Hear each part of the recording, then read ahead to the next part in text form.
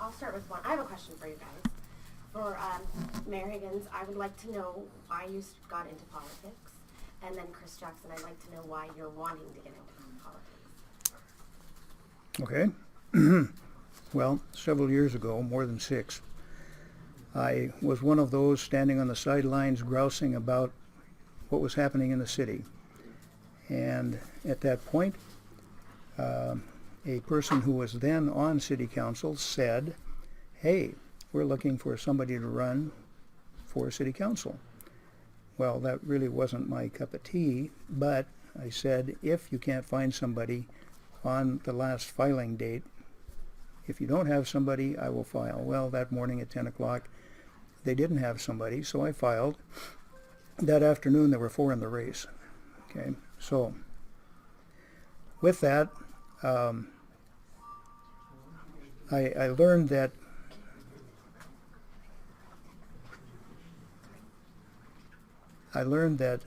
it was important that if you're going to stand on the sidelines and grouse, you better get involved. And so I did. I got on a planning commission. When the person that said I really ought to run way back when resigned and had to move out, or moved out of the city and had to resign, I took over that position, and I've been on council ever since, coming up in my 5th year now.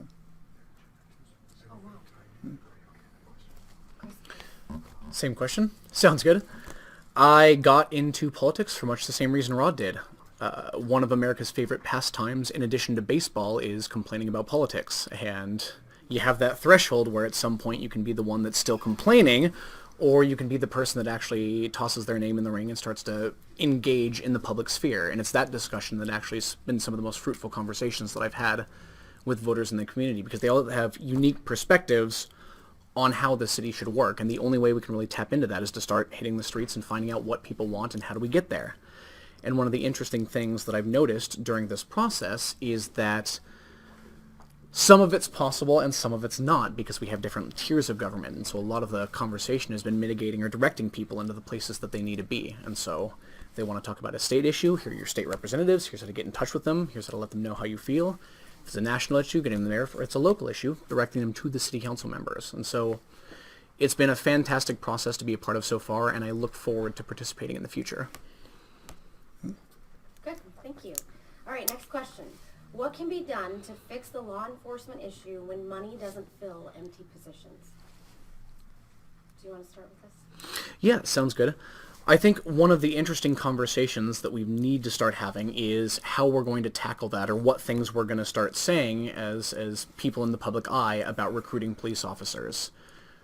It's no surprise that nationally a lot of police or people don't want to become police officers, and there's a shortage nationwide.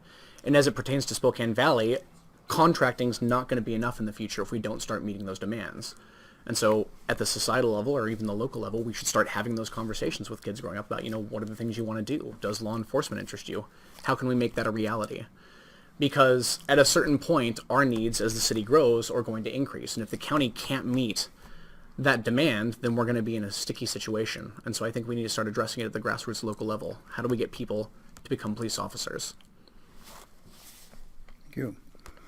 Well, understand that we are handcuffed, if you will, as a city, because we are a contract city and we do contract with the county, with the sheriff, for our police force, which means that if they're having trouble filling their slots, we, of course, are having trouble filling ours, because they are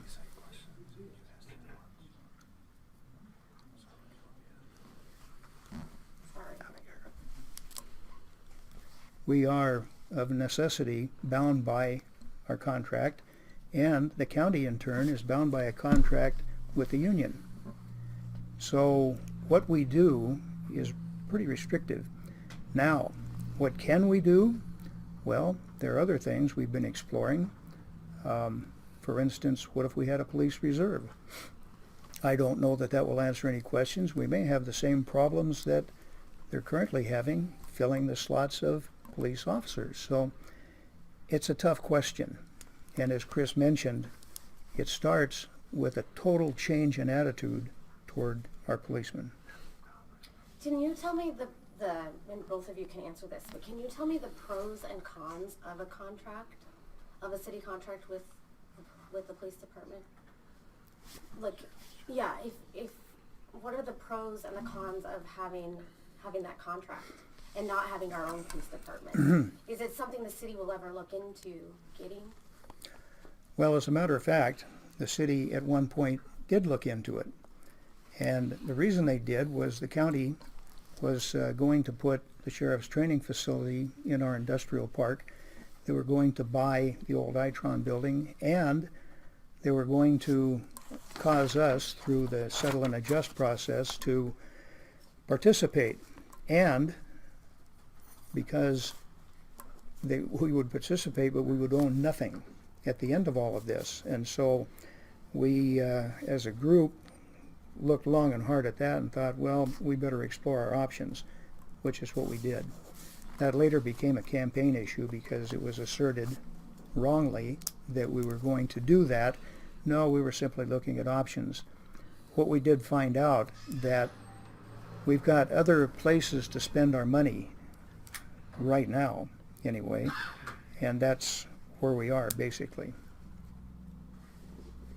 One of the major pros to using a contracted service is that we are guaranteed the stipulations of that contract. So if we need this amount of officers and they can provide that, we receive that many officers. In terms of service, we have these specific benchmarks and they meet those specific benchmarks. And so in terms of the good things that come out of a contract, there's a lot of security by stipulating legally that these are the terms that we get to have satisfied. One of the cons, obviously, is that we lose a little bit of oversight, and so that's why communication between those bodies is of paramount, of utmost importance. We should be having direct and regular conversations with the county office because they're the ones who are providing the service. So if they're in a situation where they're going to have trouble providing that service, it's something we should be aware of in case we need to either step in and say something or see what we can do to make that a little bit easier. So lots of proponents in terms of guaranteed service, but one of the obvious cons is that we need to be very vocal and very conversational with that group, because if something goes wrong, it's going to affect our service, and we don't want that to be the case. Okay, thank you. Next question. This is from the Spokane Republican Facebook page. This is from Jack Schwartz. He does not clarify which he wants to answer from. So let's go both of you. Look about how you guys ran your guys' campaign. How would that reflect compared to how you would manage the city budget? Would you like to go first, or I can? Go ahead. All right, yeah. So one of the things that's been very important for me from the get-go, right out of the gate, is that I want this to be a partisan-free zone.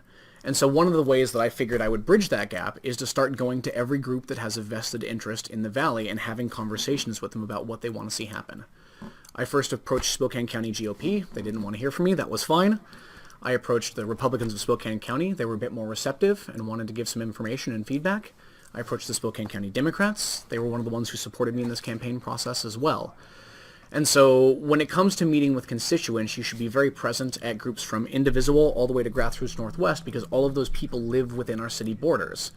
And one of the things that I want to see moving forward, especially when we handle budgetary issues, is can you get people from different backgrounds or people from these different areas represented on council? Because one of the things that I definitely want to shy away from is singular-mindedness. So if a group starts to coalesce around certain ideas, then we're going to move forward in that direction without having people being the skeptics or the people saying, hey, but what about this?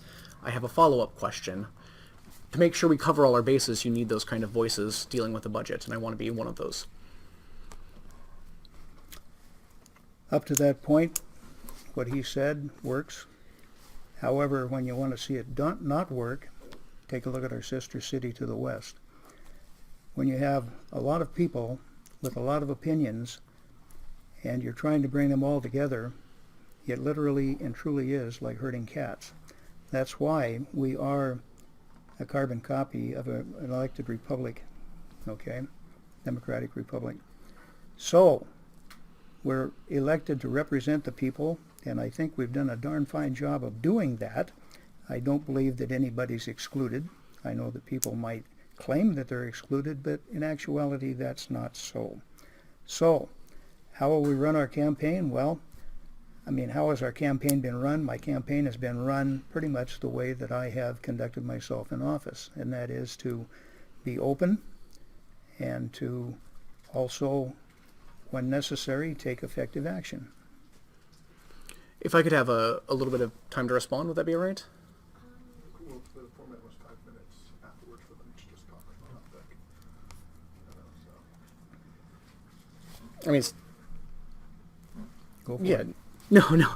I do agree with a lot of those sentiments that representation is of the utmost importance. But one of the things I've noticed perusing is that some of the PDC reports are missing, and so I'm wondering if they've been filed or what the deal is. Because there's a few ways you can go with missing PDC reports, especially the C4s, the expenditures, where the money's going.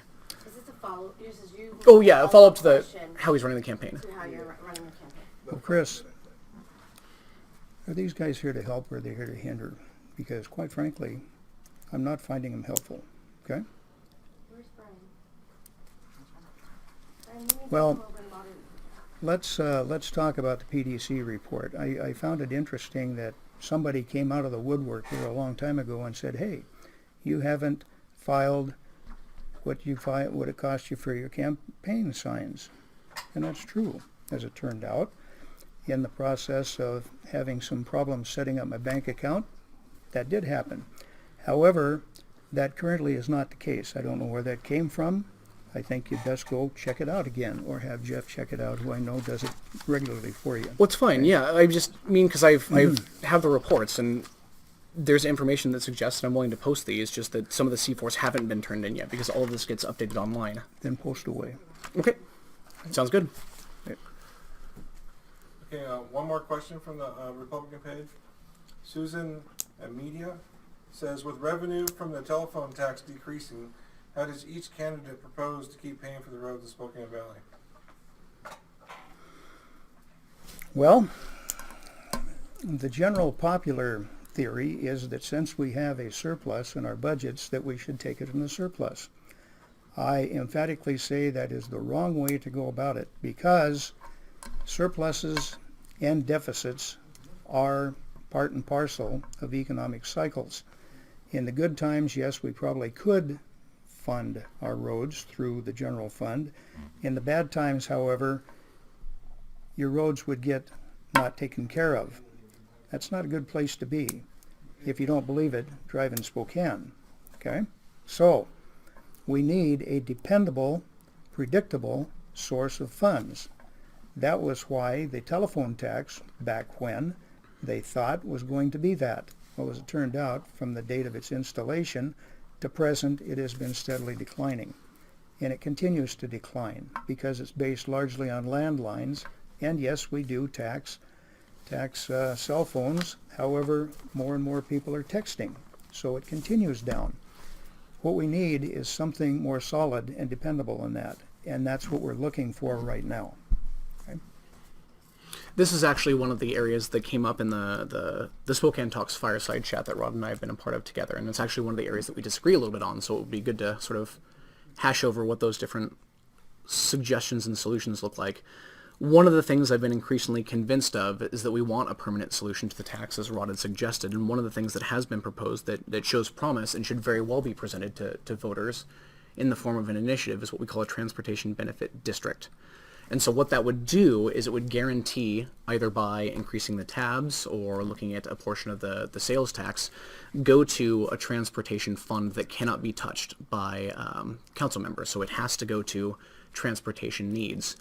And I like this plan for a couple reasons. One, it is a permanent solution to the problem, so we no longer have to have this conversation about whether or not roads are going to be funded.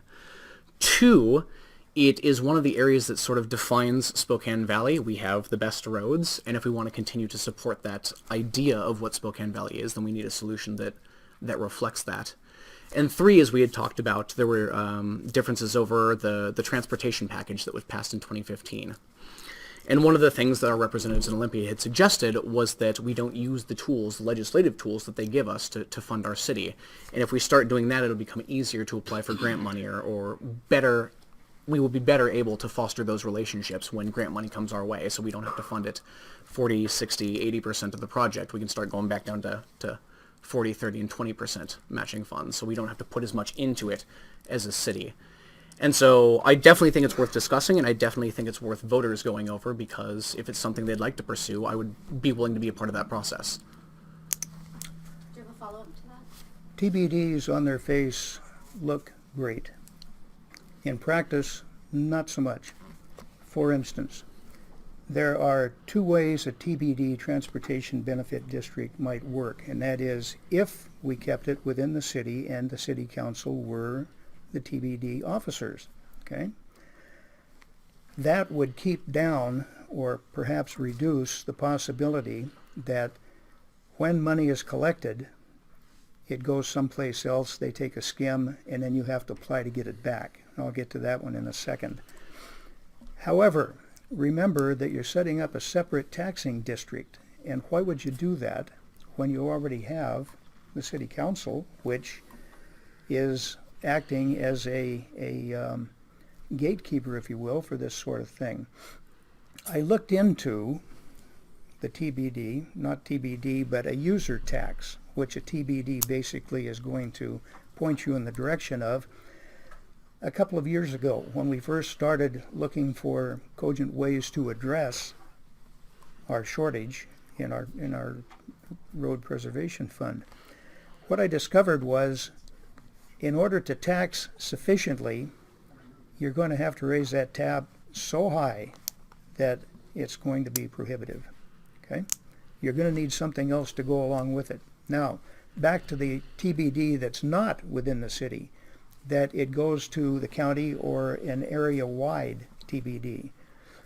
That is where you get into, now you've got a taxing district that's really not responsible to your valley citizens. The money from the valley goes there, they will take an administrative fee, usually up to 20%, and then you've got to apply back to them for your money. I don't like that idea even a little bit. So. Okay. So what's the most promising solution for solving that tax issue? Right now, I think that we can find a tax, and not a 6% utility tax. As soon as we get some solid numbers, we'll know better. A tax that would replace the telephone tax, which was in the vicinity of $4 million when it started out. Okay?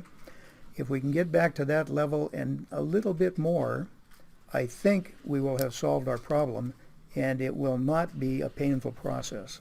Well, where would it come? I mean, telephone tax is dying. We definitely agree on that point. Right. But if not utility, where does the taxation come from? Well, it probably will come from a utility tax of a kind, okay? Because that is the most predictable as we get. So, I don't know yet. We don't have all of the numbers to actually make an informed decision. And we're getting there. Probably the first quarter of next year, I would imagine. That would be fantastic to hear about, because that's something that's definitely been on people's minds. I'm sure it has. Been on mine, I can tell you. Okay, next question. What is a goal, an achievable goal that you as a city council member or a potential city council member would champion? Sorry. I know. Technical difficulties. Would you champion in the next 2 years? Would you start from the top and Yes, do it sure, again? sorry. Yeah, Thank what you. is a goal, an achievable goal that you as a city council member or a potential city council member would champion in the next 2 years? Getting our railroad crossing problem solved. If there is a key to the valley's growing and being successful, it is a single word. It's transportation. Mm-hmm. And no small part of that are our rail crossings. The railroads, of course, bisecting our city. So, I would start there. And it starts with Barker Road, which we are currently focusing on. Yeah, the grade separation projects are definitely an important goal, and that's why I was a bit upset to hear about the turning down of the $20 million. I would wish our state representatives would supported that proposal so we'd have it basically finished right now. But further than the roads, I see a much larger problem that affects Spokane Valley and indeed the nation, and it's getting people involved in this process. Apathy is a real concern, and one of the things that current council fosters is you go there and you present your 3 minutes of discussion, and that 3 minutes is listened to. But then if you go week to week, there's no guarantee that that information has been internalized or heard. There's no requirement that the council has to respond. And I think if we want to make it feel more open when you're in the moment participating in democracy, there should be a kickback every meeting. Like, hey, we listened to all the comments about X, Y, and Z, and from that, here are the things that we're thinking about doing. And even that small little transformation makes people feel a lot more connected to the process. And further, one of the goals connected to that I want to start pursuing with that is finding ways to plant community members at either local town halls or situations where an issue is about to happen. One of the things that became apparent in some of the doorbelling is that we're dropping the ball on a lot of streetlights and lampposts and stop signs in specific areas. And I think part of the problem is that it's really hard to manage 96,000 people. And so any solution we can have to make those numbers smaller or have us more connected in those communities will help prevent some of the accidents that have been happening, some of the traffic accidents that have been happening. So those are my goals. I want to be present. I have a question from Ashley McGowan from the Republican page. What is the threshold or level of accidents in an area before we start putting in traffic signs across the Spokane Valley area? So asking what is the threshold or what is the level of accidents in any given area in Spokane Valley, like the average? Would you like this one or? Yeah, I don't know the exact threshold, but it will be found in what we call the MUGTO. It's a traffic manual that most everybody across the country relies on for questions like this. And we just experienced something like this at 8th and McDonald. And right now, we're talking about a four-way stop. We have talked about it. And before we get to that place, however, we have discovered that putting a caution light that you're approaching that intersection, cutting away the heavy foliage that was there. We also looked at putting road stripes, the rumble strips that you drive over. We've looked at a lot of things like that because that had a preponderance of not fatal accidents, but accidents that we wanted to address. What we are going to take up at our next council meeting, however, is a reduction in the speed limit through that intersection and all along 8th. 8th is kind of a strange road because it's got 25, it's got 35, and it alternates, and you can't have roads like that. Yeah, it gets confusing. I was going to say, yes, loud and proud, and even more in terms of the areas that show problematic crossing areas. I suggest that because we have accounts of places that are already kind of unsafe, and we kind of know they are, but we don't either have the funds or are currently not directing them to those places that need assistance. One of the ones that always causes problems every time I drive past it is the one on Bowdish by the Appleway Trail. It's currently unlit, and it currently doesn't have a stop sign of any kind, and so it seems pretty easy if you're not reaching full stop to hit a cyclist on the way through, especially if they're not using lights. And, I mean, of course, there was the issue on Pines and Grace that happened a few days ago. And when we have these discussions, I want to make sure that we start prioritizing budgetary concerns around those ones, because in addition to the contract with the Sheriff's Office, a lot of public safety has to do with how we interact with the community. And as a council, the more we start engaging in those conversations, I think the better people are going to feel about the safety of their neighborhood regions, especially when it comes to issues like speed limits and stop signs. The intersection at Bowdish and Appleway Trail has what we call a hawk light. That's an acronym, and I don't know exactly what it stands for, but it is triggered by an individual passing through there, and it is a flashing sign, and it's very prominent. And Were you referring to the Bowdish one or the ones on Pines? Bowdish has one too. Okay. Pines and University. Yeah, I was going to say, I haven't seen it on the way through, so I was just wondering if it's either not active or No, they're no one's active. coming through it. Okay. They're active and That's people are doing that's good to know, but And I the would say no. I drive there all the time. Bowdish isn't active. I want to look into that one too, because I hadn't seen it up That is there. very active. I've seen it. That's good to know. I've seen it multiple times. It's definitely not. Next question. Are you in the debate or not?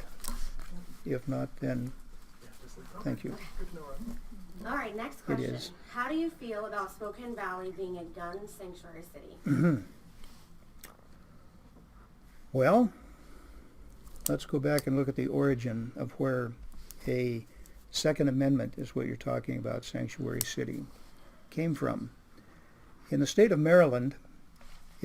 Maryland, which is very anti-gun, the entire state, you have a county that has decided to take upon itself to become a sanctuary county within an overall state that is very anti-gun. That's where that started. Fast forward to our state, where our Attorney General, Mr. Ferguson, was looking for a legislator to carry his water to the legislature that would increase the gun laws. Okay? So, with that in mind, there was a thought that there might be a need for the city of Spokane Valley to make itself a sanctuary Second Amendment city. It doesn't fit. There is in the state of Washington no need for that sort of thing, and aside from making a statement, which I don't feel is necessary unless Mr. Ferguson happened to get his bill out of committee and into the legislature, that we even need to take a stand on it. Okay. Also, to add on to that, not generally a fan of non-binding resolutions because the staff time you have to devote to talking about issues that don't carry teeth, as it were. If we were to pass a resolution, it wouldn't really sanctify or enshrine any of those laws.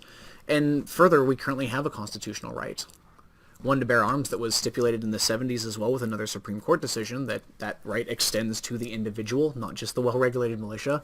And further, Washington state constitution also has a provision about it well, in that it is for your safety and protection. And so, unless we run up into any issues involving that, I don't see a reason why we should be having this discussion. Okay, do you have a question? No? All right, let's see.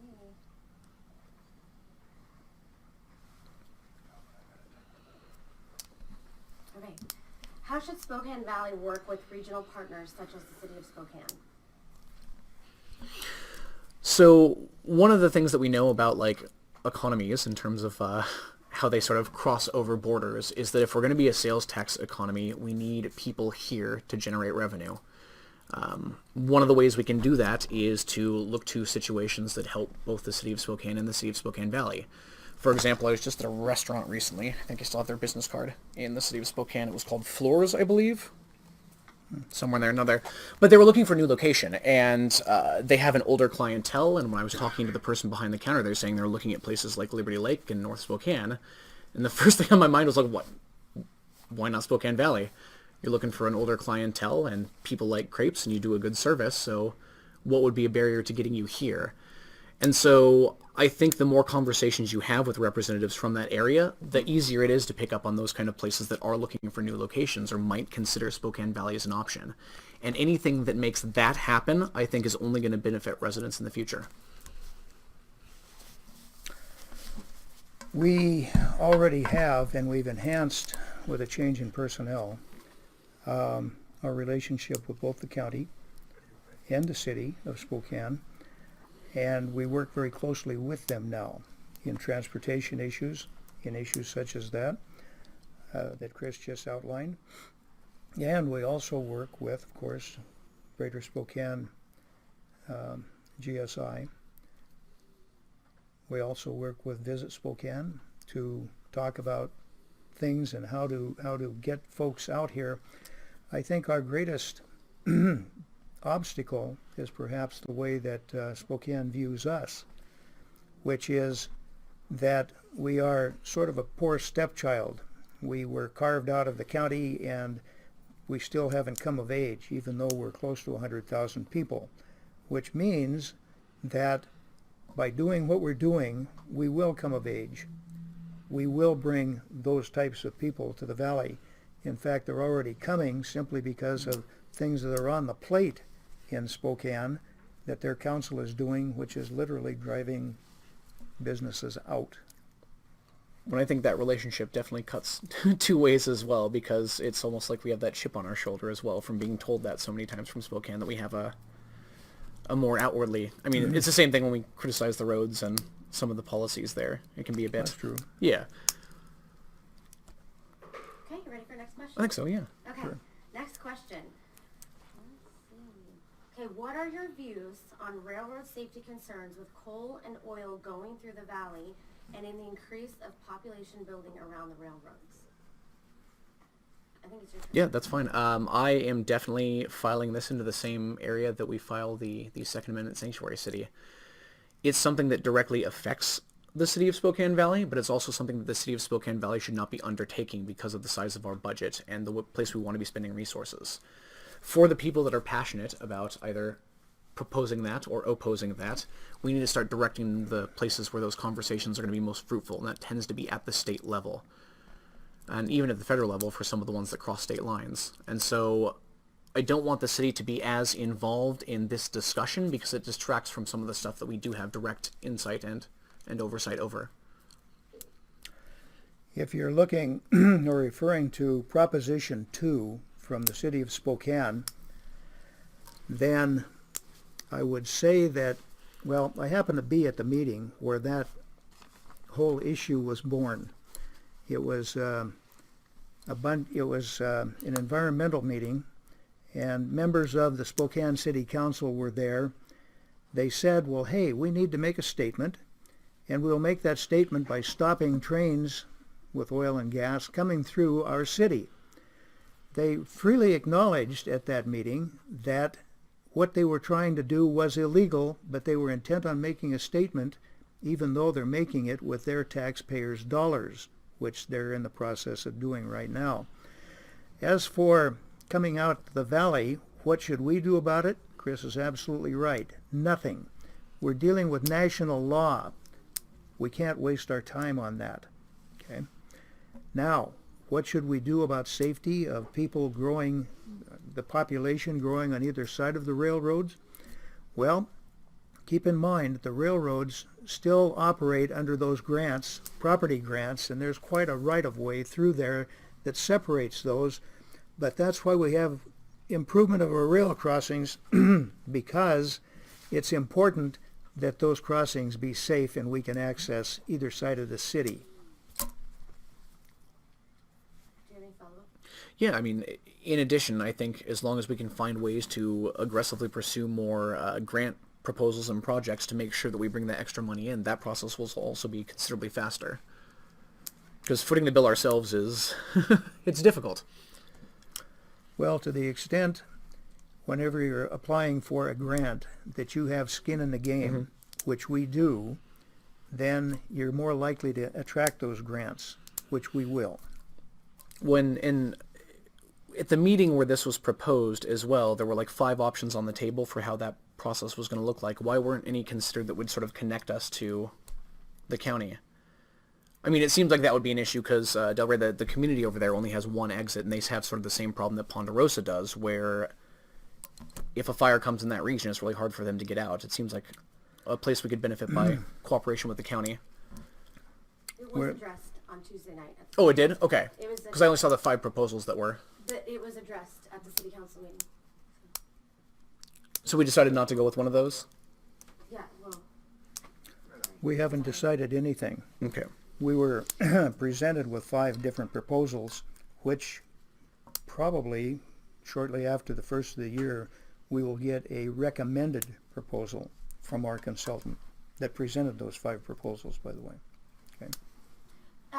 speaking of the city council meeting Tuesday night, they discussed roundabouts and closing certain streets.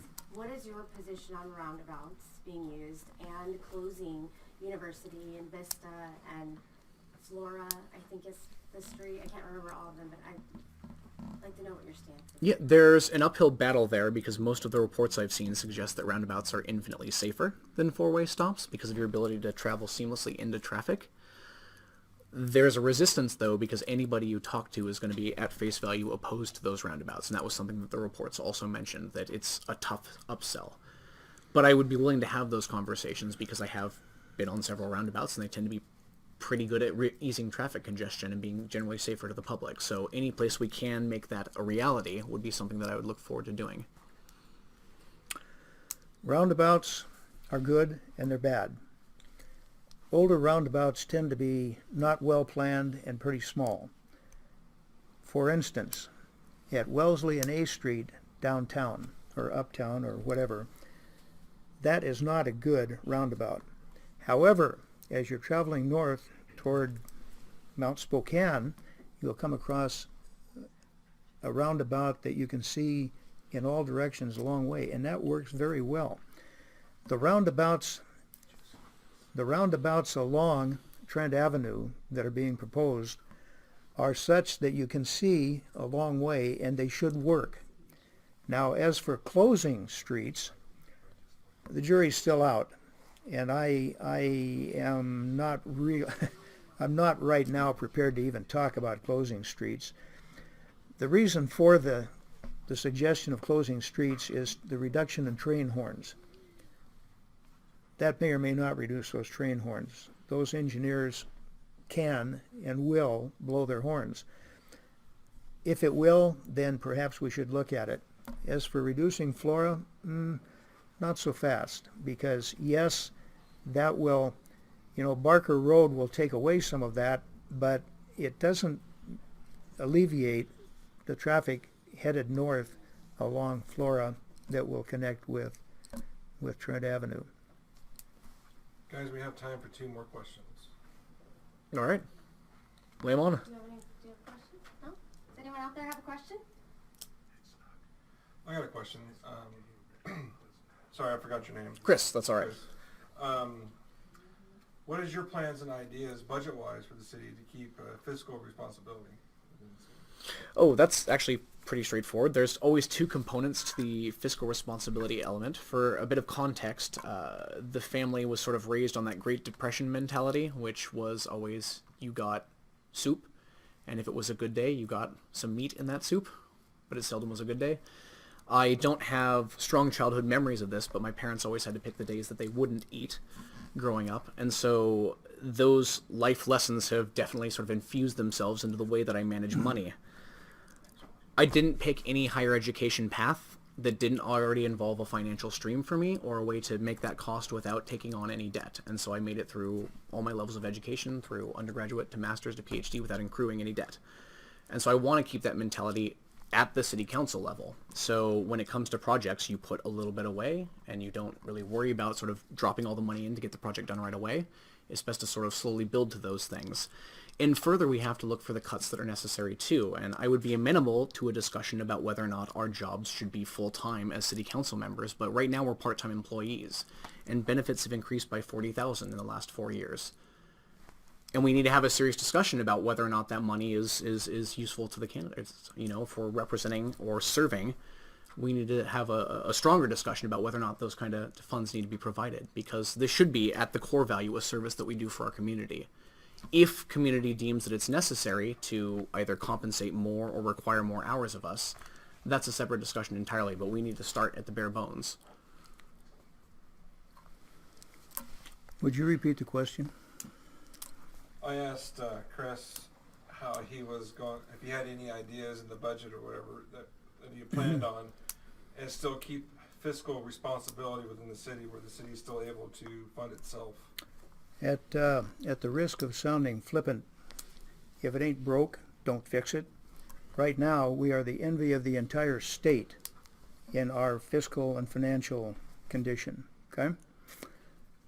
We don't intend to vary from that I can see, with this current council.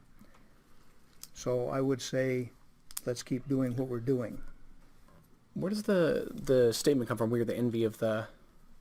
Like, is that something that was in a newspaper article, or... Because I don't hear that as much, so that's why I was wondering if there was a specific angle that comes from. I don't think, Chris, knocking on doors you're going to hear that. But when you travel at the Association of Washington Cities meetings, things like Washington Policy Center, talking to other legislators around the state, they are envious. They would like to be us. Okay? Okay. This is a question for both of you. How are you going to encourage more business in Spokane Valley? Your vision for encouraging. Well, I like to start off by saying that our industrial park is the largest between Minneapolis and Seattle, and we're in the process of adding 575 acres to that, more than doubling it. That is a great place to start, And we also have 2 customers there already, Katera and Progress Rail, which, as I understand it, will bring close to 500 jobs by the time they've completed out what they're intending to do. We have a business development section within our city that we are making our own way in attracting businesses.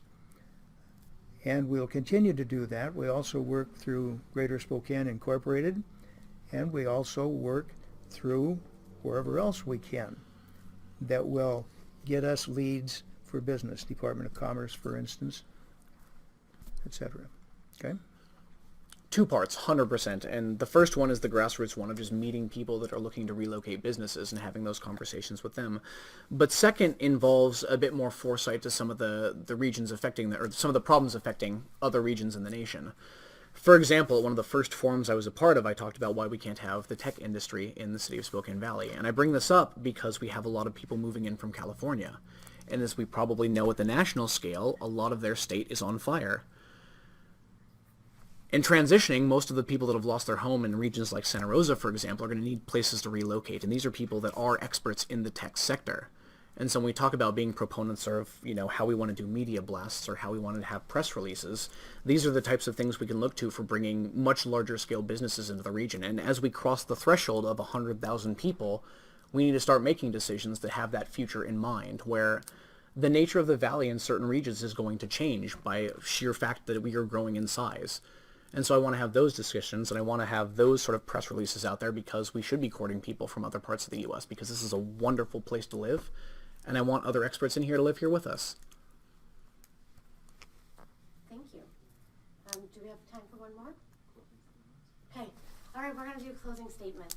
And before we do that, I just want to tell you guys thank you so much for coming here and putting yourselves out there and interacting with the citizens of Spokane Valley. And thank you for dealing with the learning curve of this, as it is our first live debate. So please continue with your closing statement. Sounds good.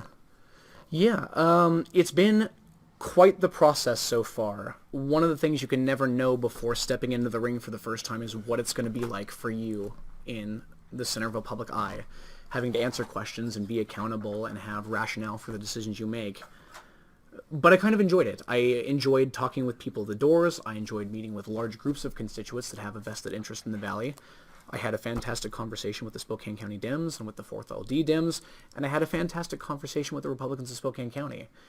And one of the things that I started to realize throughout this process is we have a ton of things in common, and the more we start focusing on what those things are, the more people are going to want to be a part of this process. And the more we focus on issues that tend to be more divisive or more political or more national, the worse it's going to be for the residents of Spokane Valley. Mm-hmm. So anytime we engage in those conversations, I want to be the person that finds common ground. What do you believe? And if it's not what I believe, who do I need to talk to get you there? Or can I learn something from what you've told me?